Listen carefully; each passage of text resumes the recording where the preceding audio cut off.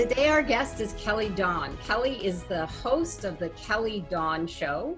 She is a certified Reiki Master, an author, and a lifelong lover of all things spiritual, which I love.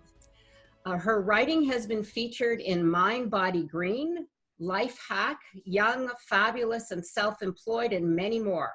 She is an intuitive coach and a biz witch for spiritual entrepreneurs, helping them attract their first paying clients, as well as creating an enchanted life and business they love. Wow, that is just sounds fabulous. I think we can end the interview right there. Welcome, Kelly. So nice to see you. Thank you for joining us. Oh, thanks for having me. I'm so excited to be here with you. Oh, we're here at the Epic Vision Zone, and everything we do is to enlighten those who might be pivoting in their life, their career, their business, and for many entrepreneurs as well that would love inspiration. So I just wanted to start with the first question, which is pretty broad. And what I'd like to do is know your path that led you to where you are today. If you could just tell us a little bit of where you've come from and how you've gotten here. Sure thing. I'll give you kind of the condensed version. Right. So growing up, I was always a very spiritual child. I always felt really connected to nature and the universe, and I loved all things to do with spirituality. And then as I got older, I got in this mindset of I have to go to college, get a degree, get a good job, do the things that successful adults do. And I completely lost touch with anything spiritual at all. And I ended up working at the family business for about 16 years. And I think I was unhappy there for about 15 of them. And I wanted to leave, but I felt so frustrated and so guilty because I had no idea what I wanted to do. And then I felt so tremendously guilty because I was given the opportunity to have a secure job and I didn't want it. And so every time I would want to leave, I would look at other jobs, other things that I could do with my life. And I might try them for a little bit, but I would always go back. And finally it got to the point where I said, you know what? I can't do this anymore. This is a really good place. There's nothing wrong here, but I know this isn't what I'm meant to be doing. So I left that job to go work at a coffee shop and make minimum wage. My manager thought I was absolutely crazy. I get it. I get it. You just wanted to be where you didn't have to think or have the stress. That's exactly it. I wanted to be busy, but I didn't want my mind to be racing all the time with thoughts of I'm not happy here. What should I be doing? What else can I do? So I worked at a coffee shop for a little bit. And then for about 2 years, I worked at a series of just different jobs just to get a feel for what I wanted to do with my life. And finally, I was at a position where I was managing a few different apartment buildings, and it was in the worst neighborhood of town. It was a really good learning experience. And one thing I loved about that job was cleaning. I had to clean the buildings, and I loved it because it was like meditation for me. And then after being there, that's interesting. I never would have thought that. Yeah. Ever since I was a kid, I was the kid that would clean up at parties and everything while the other kids are enjoying themselves and playing. I got the broom out and I'd be cleaning. You could come to my place any day. I love it. So what I realized after about 9 months at that job, it wasn't for me. It was just not a good fit. And I went and applied at a cleaning company here in town. And my dad said, he's like, why don't you just start your own cleaning business? I'm like, I never thought of that. And him being an entrepreneur, my mom's an entrepreneur also, it's sort of in my blood. So I started a cleaning business back in 2013. And that's when I really dove back into spirituality and personal development. And I would get obsessed with things like the law of attraction and Tony Robbins, and back into the magical practice that I was into as a kid. So a lot to do with nature, spirituality, and working with the universe to help you manifest what you want. I really dove into that once I started on to my entrepreneurship journey. And then from there, I realized, you know what, there's probably people out there who don't want to read all these books and watch all these documentaries, but they just want the tools that will help them create the life that they want. And that's what led me into coaching. And then from there, it started off as manifestation and life coaching. And I also would teach magic and witchcraft, going back to what I was really into as a kid. And what I noticed after doing that for a little while and doing intuitive readings is that I was attracting a lot of newer entrepreneurs who had these amazing gifts, but they were just having trouble sharing them with the world. And so they're really being held back by fear and confusion and overwhelm. So that's what I do now. I work primarily with newer spiritual entrepreneurs who just want to get their business off the ground and take it full time. Wow, that's fantastic. It's interesting because a lot of us have had a journey, to get to where we are. and the twists and turns that it takes in order to get where we are today. Sometimes those of us who venture, like one of the hardest things to overcome is our fear, or like you said, which was interesting, I hadn't heard it before, the guilt, which is something that, did you just step into that? I just wanted to unpack that a little bit, because there will be people listening that are on that edge, and they're just not really sure how they can deal with it, or if they should deal with it. Was there anything particular that you did, or you just made the decision and you said, you know what, I have to do this? Some people are planners. How did you make that shift? Yeah, I had sort of planned leaving that job multiple times, Okay. and I left and I went to college, but I still worked there in the business when I wasn't in school. And I left, I think, 2 other times to go and try different ventures. And I always came back because it felt safe and it felt secure. Right. And I remember having like a talk with my dad, and both of us were bawling because he thought that I was leaving because I wasn't happy with him there. And it was just like, no, it's just, I'm just not happy here with the job. But I think sometimes, like, some people can do it in one jump and that works for them. And other times they need to put feelers out and maybe just do it at their own pace. I think everyone's different with how they go about that. Right. Yeah, absolutely. But that's great insight. And I'm so glad that you were able to make that shift, because here you are. And so I wanted to ask you, what is the process? This is very, very interesting to me. I've read on your website that you go through a process with your clients to help them attract their first paying clients. Tell us more about that. I'm sure all of us would love to learn. Yeah, absolutely. So my process is vision, strategy, mindset, and magic. Because I start with the vision, because so many people that come to me, and I'm sure a lot of your people can relate to, is they've been following the shoulds. Like, they should be doing this with their life. They should be doing that with their job. And they really need to take some time to get clear on what they truly want. And so the question that I usually start off with is, if money was no object, what would you love to spend your time doing? Right. And after a while, people are going to move through the things like go on a shopping spree, do some traveling, do this, do that. And then we get right down into like the root of like what their purpose is. And so with that vision, well, for some people it might be. Let's hope not. Anyway, sorry, go ahead. And so with that vision, I help them gain clarity in all different areas, because it's not just the business that they want to create. It's really important to also look at the other aspects of their life. And I feel that's so important to start there, because then as you're going about taking action in your business, in your daily life, you know what you're aligning to.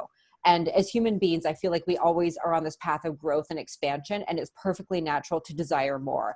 And so maybe there's like a different style of house that you want to live in, or a different city you want to move to, or different people that you want to work with. When you have clarity around what those things are, it's going to be so much easier for you to bring it into your reality, because you know what you're moving towards. And so that's the vision piece. And then with the strategy, that's kind of the, some of my clients call it like the mundane work, sort of like the posting in Facebook groups and posting on social media and sending the emails and doing the things that we have to do as business owners. But when it comes to strategy, I like to keep things super simple, because I think no matter what strategy is out there, as long as you're working it consistently, it's going to work for you. And it's also really important to find something that feels good for you.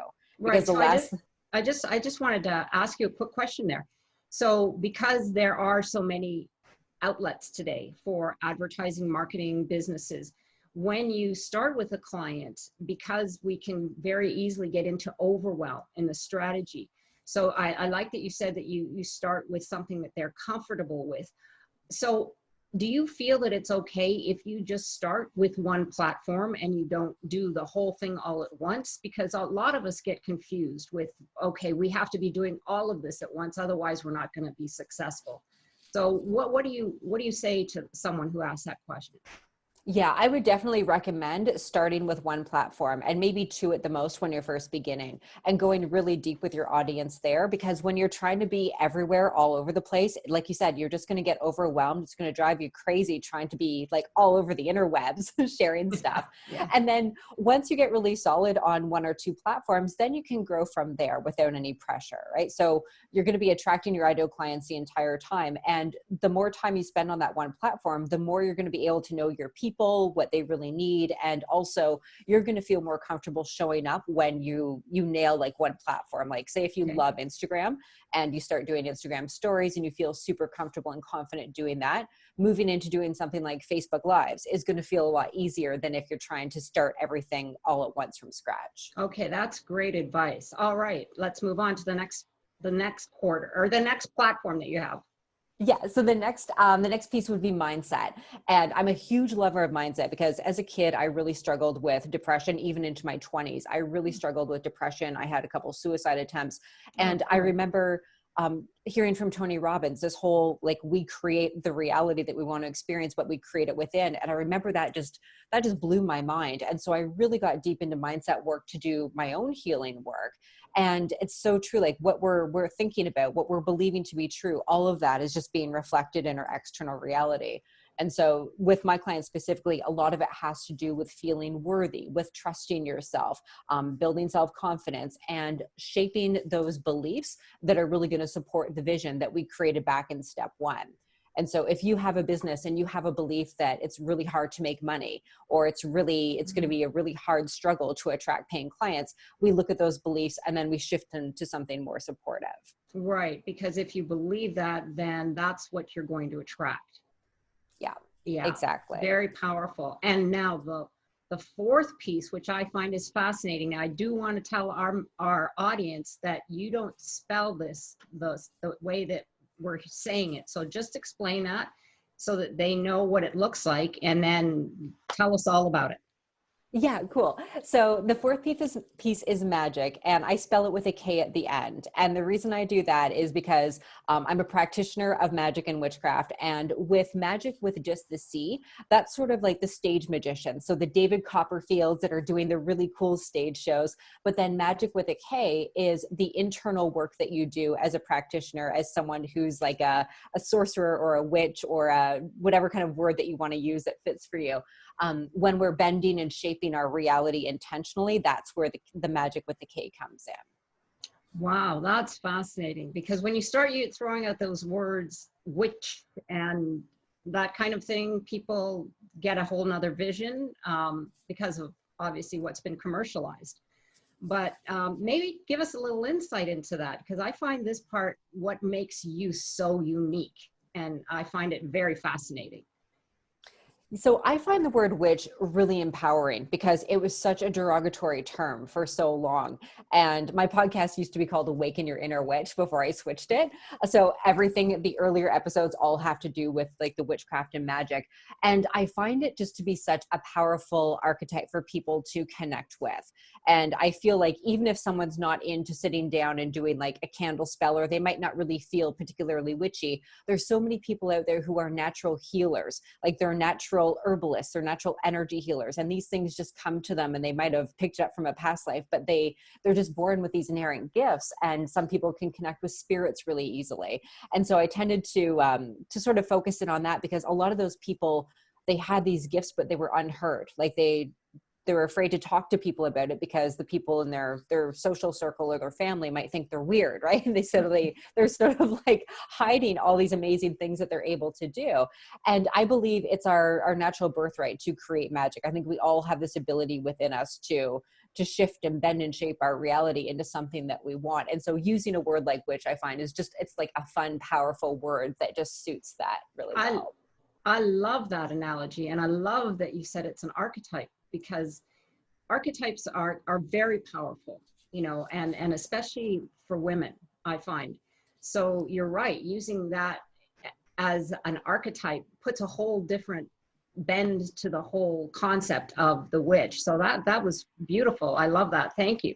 So I just wanted to move on here, and what would you say is the biggest reason that women aren't attracting the clients that they should be? Is it a lack of knowledge, motivation?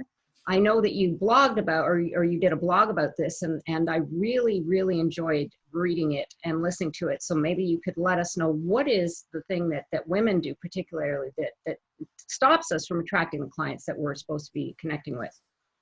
It really comes down to a lack of trust in yourself. because this is something I see all the time is women think that they need to take another course. They need another certification. They need to learn 10 Boy, more that things. sounds familiar. Right? Yeah. Yeah. It's so common. Yeah. And really, like, if you just go within and you just like get to that point where you're like, I'm okay. I'm good enough just as I am. I know there are people out there who I can serve exactly where I am right now. And just trust that everything within you is perfect for your people that you're meant to call in right now. And of course, there's always room for growth. There's always room for learning new things. And that's part of the fun. But along the way, there's always going to be clients that are going to be attracted to you and who need you exactly as you are. Right. I remember you saying that if you don't trust yourself, then how do you expect your clients to trust you?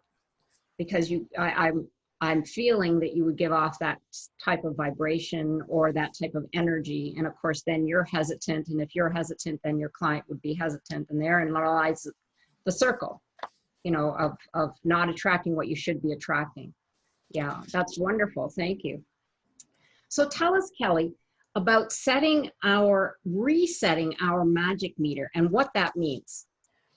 Cool. So with that, I think so much of it has to do with forgetting that we need to learn new things and coming back to the truth that we just have to remember who we are. So we are magical creatures, like we are the universe walking around in human form. So resetting that meter has a lot to do with spending time in meditation and unplugging and getting off social media and maybe just going out and going for a walk in nature or something, and just looking around you, looking around at like the trees and the world around you, and remembering that you are part of everything, that you're connected to absolutely everything else that's in this universe. So when you do want to create a change, all you have to do is set that intention and the entire world responds to it. So it's sort of getting grounded and almost a meditation. Yeah. It's a lot of it is just remembering rather than trying to do things. It's just coming back to this truth of who we are naturally. Like we naturally breathe air. We naturally, walk around and interact with other humans. It's just what we do, but we take all these things like for granted. And the magic piece is the same thing. Like we're naturally able to create these changes that we want, but we tend to overthink it and overanalyze things and end up, taking ourselves in the other direction. As an intuitive coach, what is firing you up about women in business today? Women with money and women doing what they want really fires me up, because we live in a universe where money is just one of those things that allows us to have the life that we want. And in a perfect world, we might not need to be exchanging money for services. We'd just be able to go out and have whatever we want and experience whatever we want.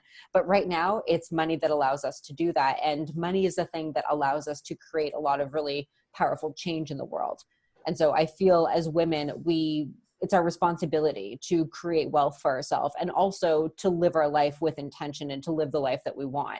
Because I know for a fact when I wasn't living the life that I wanted, when I was in that 9-to-5 job and when I was working as a superintendent scrubbing toilets, I wasn't in my power. I wasn't really truly happy, right? And now I get to do work that's really fulfilling. And I feel the more women that are able to do that, that's raising the vibration of the entire planet. Like that's massive when women are able to do work they love all day, spend as much time with their family as they want to, like have the experiences that they want to. That just creates a ripple effect. Yeah, it's exciting. I mean, and then that's the power that we all connect and collaborate, and then it just grows exponentially.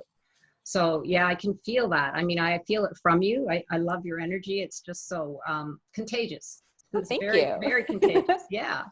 So the next question I had was, your course is titled Write Your Reality, which I love. As a writer, I'm all about creation and imagination.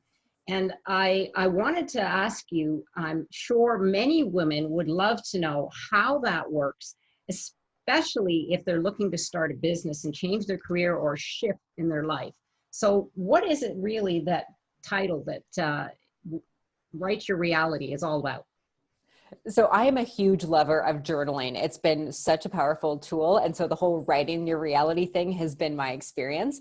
And I remember back when I had my cleaning business, I started doing this. I really got into journaling and I started writing out my ideal day. And I feel like that is a really important place for people to start, because it'll help them get the clarity rather on what they want to experience. And so allowing yourself some time and space just to dream big and write out, like, what would your perfect day look like if you had the perfect job that you wanted, you were spending your time doing what you wanted, from the time you woke up in the morning to the time you went to bed, what would that look like? And the more you write things like that out, and the more like you can even write out things like, 5 years from now, what would I like? Or 3 months, what would I like? And getting those things on paper, that's the first step to making them real. Because we can have these ideas, we can have these dreams and these visions, and it can feel really good to think about that. Oh, someday I'm going to do this, and someday I might have that kind of lifestyle. But once you see it on paper, you're like, it's real, it's right there. And then from that place, we can really ask ourselves, like, okay, so what would it look like to call that into my reality? And who would I need to be in order for that to manifest? And from there, you can really dig in and do some writing around, like, what type of person would I be? Like, would I be happy? Would I be kind? Would I be, I don't know, how would I be spending my time? Where would I be eating my lunch? What would I be eating for lunch? And all of these little details really help you gain that clarity that you need. So when it comes to taking action, it's not like your vision is some far off thing in the distance. It's something that you can take steps towards, and it makes it just so much more attainable. I love that concept. So basically stepping into your story, stepping into your reality. Do you teach that as a separate course, or is that part of the whole?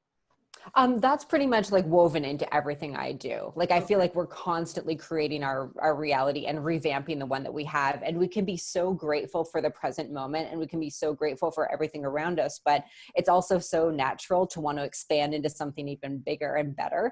And so that constant evolution of the reality that we're experiencing is just something that we get to do. So Kelly, I heard another one of your blogs, and you said that there is everyday magic. And one of the instances you shared was charging our water. What is that, and why is that beneficial? I love charging water because it's something anyone can do any time of day. It's so easy. It requires nothing other than literally a glass and water, and that's it. And since we're basically made up of water ourselves, I'm not sure what the exact percentage is, but I think it's like 80% or something water. We are able to program that water with our intentions. And I first learned about this from Dr. Emoto. He did a series of water experiments. And what he would do is he would charge water with specific intentions. And so some samples of water he charged with things like, I love you, you're beautiful, you're amazing. And he spoke these really positive words and intentions into them. And then other jars of water, tubes of water, he would speak things like, you're ugly, I hate you, you're horrible, and these really nasty things. And what he noticed is that the actual molecular structure of the water, when he looked at it under the microscope, changed. And the water that had these beautiful intentions spoken into them, they looked like these gorgeous, like, snowflakes. And the ones that were hated on, they looked like these deformed, misshapen, sad little molecules. And that was so eye-opening, because how often do we tell ourselves not so positive stories, right? We're so hard on ourselves, I find, especially as women, we're our own worst critics. And when we are telling ourselves what we want to be true, we're really programming what's in our system, and we're allowing our own body, our energetic body, our physical body, to recalibrate to what it is that we want to call in more of. So more love, more happiness, things like that. And when it comes to charging the water, that can be simple as writing on a piece of paper something like, I love you, or abundance, or beauty, and putting that piece of paper underneath the glass of water that you're drinking from, or even taping it to a pitcher of water, and just maybe even putting your hands on that glass of water and allowing your energy to feel like love or abundance or things like that, and then channel all that energy into the water you're drinking. And then every single time you take a sip, you are literally ingesting the energy of love, or the energy of abundance, or peace, or something really beautiful that's going to be moving through your entire system. Wow, that is really powerful and very simple for everyone to do every day.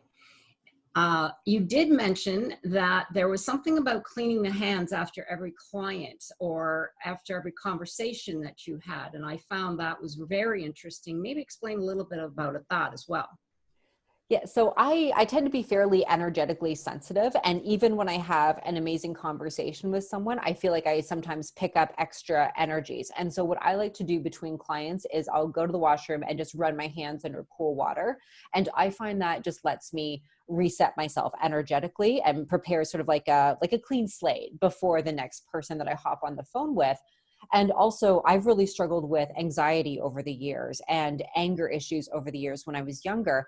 And something I found is that running my hands under cool water, if I set the intention that I'm going to release the anxiety or release the anger or anything that doesn't feel good in my system, I allow the water to basically wash that out of my system. And I find setting the intention and combining that with the water that's really cleansing can help me feel better in a matter of seconds.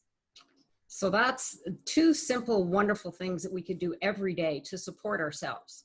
So charging our water, which I think is just a fabulous idea, because that is proven scientifically as well. If anyone is interested to look up Dr. Emoto, it is fascinating, the molecules in the water, how they change with our energy vibration.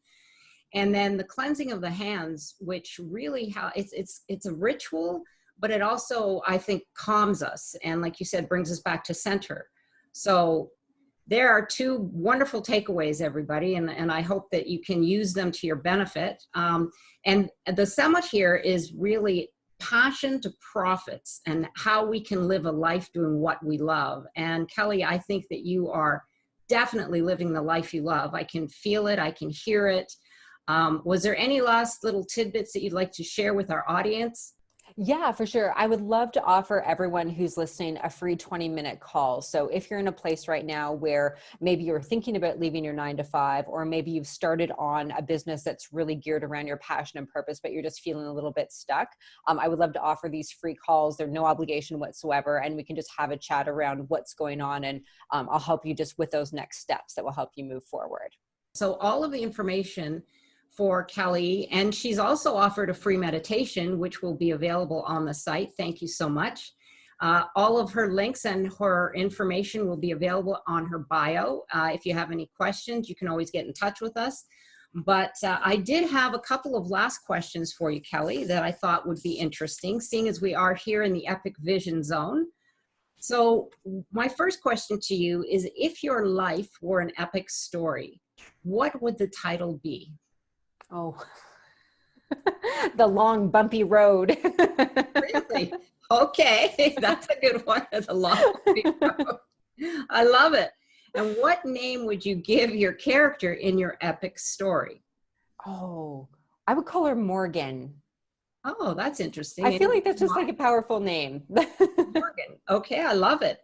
And how would you characterize your epic life? One filled with so much passion and so much love that no matter what comes along that feels like a challenge or those bumps in the road, they just propel me even further and make me go even harder towards what I want. Wonderful. That sounds like Kelly. And then the last question is, if you had one epic superpower, what would it be and why? Oh gosh, I would want to fly. Because I don't love traveling, but I want to see the world. So there's kind of an issue there. But if I could fly and I could bypass lines at the airport and things like that, I think that'd just be fantastic. Well, that sounds like a great superpower. So there is writing your reality.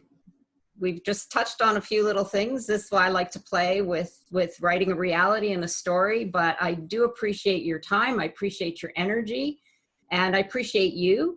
And thank you again for so much for coming on the Epic Vision Zone. And like I said, everybody go to the pages, check out all the information for Kelly, and we will see you next time on the Epic Vision Zone. Thank you.